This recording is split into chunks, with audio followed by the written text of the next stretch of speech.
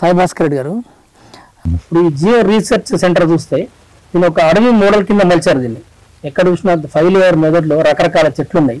ఇది పూర్తి ఒక అడవిలో ఒక ఇల్లు కట్టుకున్నట్టుగా అనిపిస్తూ ఉంది, ఒక సాధువు సన్యాసి ఇల్లు కట్టుకున్నట్టుగా అనిపిస్తూ ఉంది. సో ఈ జియో రీసెర్చ్ సెంటర్, అలాగే ఇప్పుడు ఈ మధ్య మీరు జియో కనెక్ట్, జియో స్పిరిట్ అని పెడుతున్నారు ప్రోగ్రామ్స్.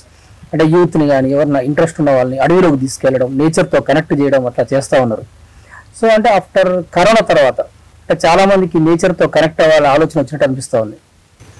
ఇదే మీరు జియో రీసెర్చ్ సెంటర్ అనేది ఇది నేను 2009 ఆ టైం నుంచి ఈ ఊరికి వచ్చినప్పుడు ఒక ఆలోచన ఉండేది. పెద్దమడ్డూరు గ్రామం. సో ఇక్కడ నేను భూమికి సంబంధించిన కొన్ని ముఖ్యమైన అంశాలు, అంటే మట్టి గురించి కానీ, ఇటు వాతావరణం గురించి కానీ, అటు రైతుల పట్ల కానీ, సో ఇవన్నీ అంశాల పట్ల వర్క్ చేయడానికి నేను చూజ్ చేసుకున్న ఇదొక ప్లేసు. అయితే ఇక్కడ మీరు చూస్తే దాదాపుగా ఇది ఒక చిన్న అడవిలాగా ఉంటుంది, ఒక మైక్రో ఫారెస్ట్ అంటాం కదా, అదిగా ఉన్నది. సో డే 1 నుంచి నా కాన్షియస్నెస్ ఏంటంటే అడవి అంటే మనిషి తయారు చేసేది అడవి కాదు. అది మనిషి ఏదో కాలు పెడుతుంది నాశనం. మనిషి ఏం చేయకుండానే అడవి తయారవుతుంది. అతిగా ఉన్న దాని మీద కొంచెం కంట్రోల్ చేస్తే సరిపోతుందేమో కానీ, బట్ దానంతలో కాంపిటీషన్ వచ్చి ఒక చెట్టుకు ఇంకో చెట్టుకున్న అనుబంధంతో, ఆత్మీయతతోటి, సో అక్కడున్న వనరులను అన్నిటిని కూడా ఆప్టిమైజ్ చేసుకునే శక్తి దానికి ఉంటుంది నేచురల్గా. అక్కడున్న ప్రతి పిట్ట, పురుగు, ప్రతి జీవి, కోతి అన్నీ కూడా నేను ప్రూనింగ్ కోతులే చేస్తాయి. చాలామంది కత్తులు పట్టుకొని తిరుగుతారు ఏ కొమ్మ నరకాలని. సో అట్లా నేచురల్గా సహజంగా ఒక మోజుగొచ్చి చెట్టు అంటే నాకు ఇష్టం. దాదాపు ఈ ప్లేస్లో మీరు ఉన్న ప్లేస్లో ఇది 1/2 ఎకరనే మొత్తం కలిపి.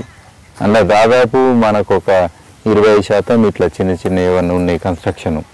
బట్ మీతో ఆ ప్లేస్లో కూడా 150 కంటే ఎక్కువ నాకు ఈడ ఈ అన్ని రకాల చెట్లు కనబడ్డాయి. అంటే ఒకసారి నేను కౌంట్ చేస్తే మీరు మెడిసినల్ అనండి, ఆహారానికి సంబంధించినండి, కరేపాకు అయితే వనం లెక్కనే వస్తుంది ఇక్కడ నేచురల్గా. మళ్ళీ ఏమైనా నీళ్ళు వేసింది కూడా లేదు ఇక్కడ. అది అంటే ఒక అడవి అనేది సహజ సిద్ధంగా నేచురల్గా మీరు చూడండి. ఇక్కడ ఉన్న మట్టి కానీ అంతా బయోచారు కూడా ఉంది. ఇందులో ఏడ చూసినా మీకు కనబడుతుంది బయోచారు. సో ఇవన్నీ కూడా ఇంటిగ్రల్ అన్నట్టు మనకంటే సిస్టంలో. సో అట్లా అయ్యింది.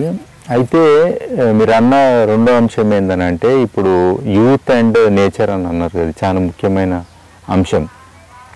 అసలు నేచర్కి కనెక్ట్ కాని వ్యక్తి మనిషి కాడంటారు.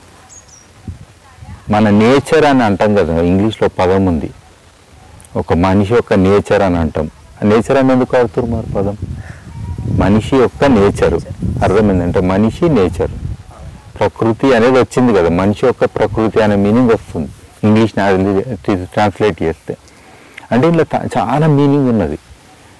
సో ప్రతి మనిషి కూడా భూమికి కనెక్ట్ కావడము, భూమి మీద ఉన్న ప్రతి అంశాన్ని కనెక్ట్ కావడము, ఇది చాలా గొప్ప విషయం. ఇది మన ఎడ్యుకేషన్లో అస్సలు ఇయ్యాలి. రేపు వాళ్ళు పని లేనోడే ఇవన్నీ ఆలోచన చేస్తాడు. పని ఉన్నోడు ఓన్లీ పైసలు, దాని బిల్డింగ్లు ఎట్లా కట్టాలి, ఆస్తులు ఎట్లా సంపాదించాలి. అంటే ఒక వర్చువల్ దునియాలో ఉన్నాం మనం. ఎన్ని సీరియల్ చూసినాం, ఎన్ని సినిమాలు చూసినాం, అంటే ఒక వేరే ప్రపంచంలో ఉన్నాం. కనుక పురుగు నీకు తెలుసా అంటే చెప్తారా? అది చెప్పరు. ఎందుకంటే అది అబ్జర్వేషన్ చేయలే నువ్వు. నీతోటి ఈ భూమి మీద వచ్చిన ఎన్నో జీవాలు నువ్వు పరిచయం చేసుకున్నావు, కనీసం అది కూడా లేదు. సో ఇప్పుడు కరోనా ఏం చేసిందంటే మనిషికి ఒక అవకాశం ఇచ్చింది. చూడు, భూమి మీద నువ్వు గెస్ట్వి, ఎక్కువ తక్కువ చేస్తే ఖతమవుతావు అని ఒక చిన్న వైరస్ దేవుడు దాని రూపంలో పెట్టిండు. దునియా మొత్తం వణికేటట్టు చేసింది. ఏమంటారు, రాజులకు ఏం ఎక్స్క్లూజివ్ కాదు, పేదలకి ఇది అన్నట్టుగా. పేదల రోగాలను ఎట్లయినా వదిలేస్తాం మనము, అందరు ఖతమవుతారు అన్నట్టు చేసిటాకలు ఈక్వాలిటీ అంటాం కదా మనం. ఓ రకంగా ఆ లెవెల్లో తీసుకొచ్చి మనుషుల్ని ఆటోమేటిక్గా డౌన్ టు ఎర్త్ అంటాం కదా. నిజంగా ఒక వ్యక్తి కుటుంబంలో ఒకరు చనిపోయిన ఇన్సిడెంట్లు మనం చాలామందిని చూసినాం. ఇట్స్ ఎ ట్రాజిడీ, కానీ ఇట్స్ ఎ సెల్ఫ్ రియలైజేషన్. ఎప్పుడైతే నువ్వు మీ ఇంట్లో 4 గోడల మధ్యన లాక్డౌన్ ఒక సిచ్యువేషన్లు ఉన్నావో, అరే ఇదా ప్రపంచము, ఇది కాదు, దీన్ని మించి ఇంకో ప్రపంచం ఉంటుంది ఏంది అని ఒక ఆలోచన కూడా మొదలైంది. ఈ అపార్ట్మెంట్ అన్నాం అనుకో, మామూలుగా మీరు ఈ కోళ్ళది ఉంటాయి కదా, మామూలుగా కటింగ్ చేసేటి కోళ్ళ సెంటర్లు, చికెన్ సెంటర్లు ఉంటాయి కదా, ఓ వెహికల్ అన్ని డబ్బాలు ఉంటాయి. ఆ డబ్బాలలో అన్ని కోర్లు ఉంటాయి, 1 లేయర్ 2 లేయర్ 3 లేయర్లు చూసారా. అలాంటి కేజీడ్ జీవితం అయింది జనాలకు. సో ఆటోమేటిక్గా యూత్ కానీ ప్రతి ఒక్కరు కూడా నేను మళ్ళా నాకు రెండో అవకాశం ఉంటే నేను నా ఇల్లు కట్టుకొని నేను ఉండాలని అంటే ఇలాంటి జనసాంద్రత, జనారణ్యాలు, అరణ్యం కాదు జనారణ్యాలు అంటాం మనం, ఉల్టా అర్బన్ జంగల్స్ అంటాం. ఈ అర్బన్ జంగల్స్ కాదు రియల్ జంగల్కి నేను పోవాలి అనే ఈ కాన్షియస్నెస్ అందరికి పెరిగింది. ఐ థింక్ ఆ కాన్షియస్నెస్నే నేను జియో స్పిరిట్ అని యూత్కి ఎగ్జాక్ట్లీ ఇదే ప్లేస్లో మనం ఉన్నాం. 2010 సంవత్సరము డిసెంబర్ నెలలో నేను ఈ ప్లేస్ని జియో స్పిరిట్ అనేది బిగిన్ చేసిన. ఇదేంటంటే అర్త్ కాన్షియస్నెస్ ఉండాలి, నేచర్ కనెక్ట్ ఉండాలంటే భూమికి లీడర్లు కావాలి అనే ఆలోచనతోటి మొదలుపెట్టిన ఉంటా. అంటే జనరల్గా 2 రోజులు ఉంటుంది ప్రోగ్రాము. సరే అడవి లాంటి ప్రాంతంలోనే ఉండాలని ఎందుకంటుందంటే మనము చాలామంది కంటెంప్లేషన్ అంటాం. కంటెంప్లేషన్ అంటే ఆలోచన, నేను ఎటు పోతున్నా అంటే ఓ దగ్గర ఆగి ఆలోచన చేయాలన్నా లేదా అంటే ఇలాంటి పరిస్థితి ఏడలేదు, ఉరుకుడు మీదనే ఉన్నాం కానీ ఆగి నేను ఎందుకు ఉరుకుతున్నా అనే ఆలోచన కూడా లేదు. అంటే మనం నిజంగా ఇలాంటి నేచురల్ ప్లేస్కి తీసుకొస్తే ఇక్కడ ఉన్న ప్రతి అంశం నీకు చెప్తుంది, అరే చెట్టు కూడా అంత ఆనందంగా ఉన్నది, దానికి మనలాంటి ఏ టెన్షన్ లేదు, మరి నేనెందుకు ఇంత టెన్షన్ ఉరుకుతున్నా పొద్దుగాలు లేచి, అరే నేను ఉంటానా పోతున్నా, నాకు ఎంత ఆస్తి కావాలి, ఏం అసెట్స్ కావాలి, రిలేషన్షిప్స్ కూడా లేవు కదా, మరి ఇవన్నీ సంతోషంగా ఉన్నాయి, నేనెందుకు లేను అని ఒక కాన్షియస్నెస్కి మనము అన్ని ఎలిమెంట్స్ని దేంతో పంచేంద్రియాలతోటి. ప్రాబ్లం ఏంటంటే దేవుడు మనకు అన్ని ఇచ్చిండు, ముక్కు ఇచ్చిండు, చెవి ఇచ్చిండు, కళ్ళు ఇచ్చిండు, టేస్ట్ ఇచ్చిండు, శరీరం ఇచ్చిండు, ఎన్నో మనకు తెలుస్తాయి. కానీ ఆ తెలిసే సాధనాలు ఏవైతే ఒరిజినల్గా ఇచ్చిండో దేవుడు దానికి పనికిలేదు. ఇప్పుడు ఒక పిల్లి ఉంటుంది, దానికి మీసాలు ఉంటాయి, ఆ మీసాలు చాలా ఇంపార్టెంట్ ప్లే చేస్తుంది దానికి సెన్సింగ్లో, అవునా కదా. అట్లనే ఒక పాముకి థర్మల్ సెన్సర్ ఉంటుంది ఫర్ ఎగ్జాంపుల్, లేదా వైబ్రేషన్ సెన్సర్ దాని చెవిలో ఉండేవి.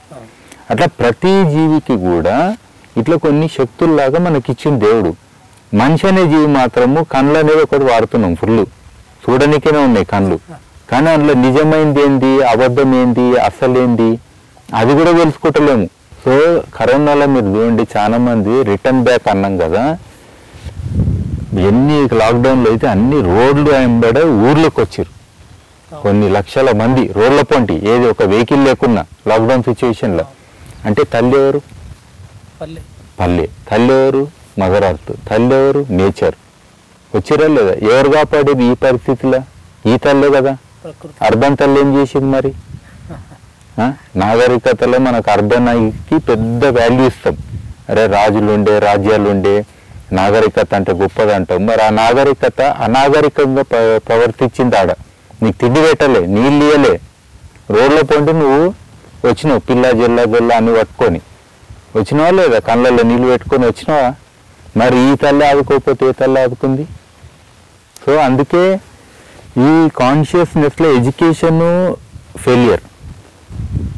గురువు ఎట్లుండాలి?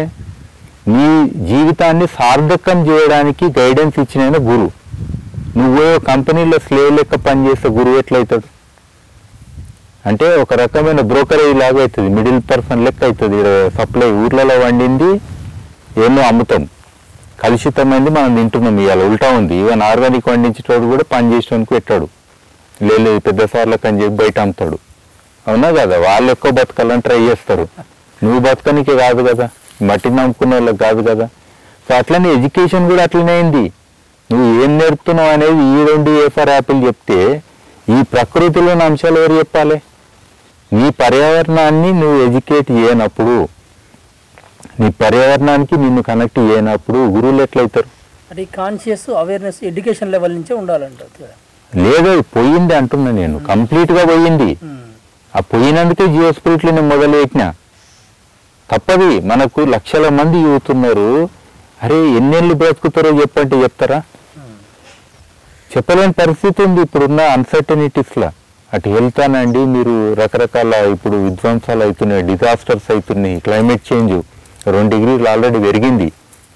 సో నువ్వు రోడ్డు మీద పోతావు, ఎండ దెబ్బ కొట్టి ఆ రోజు అవుట్ అవుతావు, సడన్గా క్లాటింగ్ హార్ట్ అటాక్లు వస్తున్నాయి. కరోనా వచ్చినాక మీరు చూసి ఉంటారు 30-35 ఏళ్ళు కూడా అవుట్ అవుతున్నారు. మరి ఇలాంటి పరిస్థితుల్లో మనం అట్లీస్ట్ వాళ్ళని రీకనెక్ట్ అంటాం కదా. సెల్ ఫోన్ కనెక్షన్ కాకపోతే ఒకటే టెన్షన్లో తిరుగుతాము. ఈయనకి ఆల్వేస్ కనెక్ట్ అయ్యే అవకాశం ఉంది. మీరు కూడా ప్రకృతి ప్రేమికులు. ప్రపంచంలో ఉన్న ప్రతి భూమాత అంటే ఒక తల్లి. ఈ తల్లి మొత్తంలో ఈ ప్రదేశాలు ఎన్నో ఉంటాయి. దాన్ని మీరు ఓనర్షిప్ చేసుకున్నప్పుడు మీకు వేరే వేరే ప్రాంతాలు వెళ్ళి సరే అక్కడేముందనే ఆలోచన కూడా ఉంటుంది. అంతే కదా, అన్ని తెలుసుకొని పోవడమే జీవితం సార్థకం.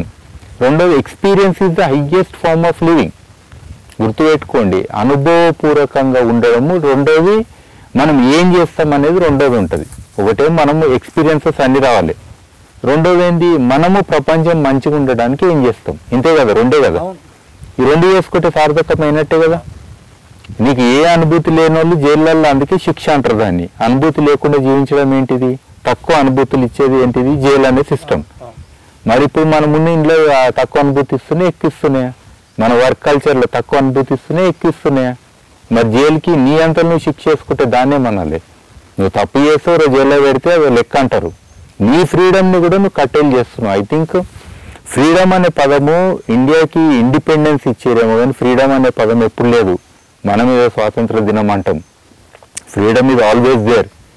గాంధీజీ నేను ఇట్లా ఉంటా, నేను తినా అంటే తినలేదు, నేను ఇది మాట్లాడతా అంటే మాట్లాడిండు, అది ఆపిర్రా? సో హయ్యెస్ట్ ఫ్రీడమ్ అందరికి ఉంటుంది. కానీ దాన్ని కూడా ఎక్స్ప్రెస్ చేయలేని పరిస్థితి ఉంది. ఓ ఫ్యామిలీకి కూడా చెప్పుకొని 2 రోజులు నేను ఇట్లా అడవిలో ఉంటా అంటే అరే పాగలోడు ఎందుకుంటున్నావాడా, గాడేం పని నీకు. ప్రకృతిలో ఉన్న ప్రతి జీవరాశి కూడా నేచర్ కనెక్ట్ అయి ఉంటుంది. ఒక మనిషి మాత్రమే నేచర్తో కనెక్ట్ లేకుండా నేచర్తో డిస్కనెక్ట్ అయినట్టు కనిపిస్తూ ఉన్నాడు అసలు. అంటే మనం అలాంటి రెస్ట్రిక్షన్ చేసుకున్నాం. అవకాశాలు ఉన్న దగ్గర కూడా ఒకటి మనం మెంటల్గా ఫ్రేమ్వర్క్ క్రియేట్ చేసుకున్నాం. అటు పోవద్దు. ఇప్పుడు ఈ మట్టిని నేను ముట్టుకున్నా, పిల్లలు ముట్టుకొని వస్తే తల్లులు ఎన్నిసార్లు శానిటైజర్ వీటికి అడుగుతారో చూడండి. అదే పట్టుకుంటే మట్టే కదా అని అంటుర్రా. మట్టిలో ఆడొద్దు, మట్టి ఎందుకు తిన్నావురా? అవు కరెక్టే, నువ్వు చేసే పెస్టిసైడ్లు కెమికల్స్ తోటి మట్టి కూడా కలుషితమైందని నువ్వే చెప్తున్నట్టు కదా. మరి ఎవరు చేసారు అది? ఒకప్పుడు తింటే ఏం కాకుండే, వెనకటికి శ్రీకృష్ణుడు తింటే బ్రహ్మాండంగా కనబడ్డది అంటాం. అంటే మట్టిలో అంత ఇదిలో ఉందని చెప్పడము, అంతే కదా. ఉన్నది అన్ని ఉన్నాయి అందులో, A to Z. ఇందులో మీరు తత్వం కూడా చెప్పవచ్చు. మట్టి అనేది మట్టిలో కలుస్తావు అంటాం చూడు. మట్టిలో కలుస్తుంటే ఎంత పెద్ద తత్వం ఉంటుంది. నువ్వేంది అనే దాంట్లో మట్టి అనేది అంటే తక్కువనా? తక్కువ కాదు కదా. నువ్వే కాదు, ఎంత పెద్ద వ్యక్తి అయినా ఆఖరికి ఇది అని అంటాం కదా. మరి అన్నప్పుడు అంత విలువలు ఉన్నప్పుడు ఇది లేని మన జీవితం లేదు, ఇది లేని మన వ్యవసాయం లేదు, ఇది లేని ఫుడ్ సెక్యూరిటీ లేదు. ఇప్పుడు అందుకే మట్టే మెతుకు మట్టే బతుకు కూడా అంటారు. అందుకే నేనే మట్టి నేనే భూమి. అందుకే నేను స్లోగన్ పెడుతున్నా, నేనే మట్టి నేనే భూమి, మై మిట్టి మై మాటి. గుర్తుపెట్టుకోండి, ఈ చిన్న స్లోగన్ కాదు. ఈ తత్వం ఉన్నప్పుడు 100% నీకు ఈ భూమి పట్ల ప్రేమ కలుగుతుంది. ఈ భూమి మీద ఉన్న అన్ని దీని యొక్క జీవాలు ఉంటాయి కదా, చెట్టు చేమ పిట్ట పుట్ట అన్నీ ఉంటాయి కదా, ప్రతి దాని పట్ల నీకు రెస్పెక్ట్ కలుగుతుంది. ఈ తత్వం బోధించడం లేరు. అంటే ఎకలాజికల్ ఫుట్ ప్రింట్ అని అంటాం. అంటే నువ్వు తక్కువ వనరులతోటి జీవించాలి. నీ జీవితము సార్థకం అని అంటే ఎక్కువ వనరులను అందరినీ కాదని నేను గుంజుకొని ఉంటే నేను గొప్పని కాదు. నేను తక్కువ వనరులతోటి జీవించడమే హయ్యెస్ట్ వాల్యూ.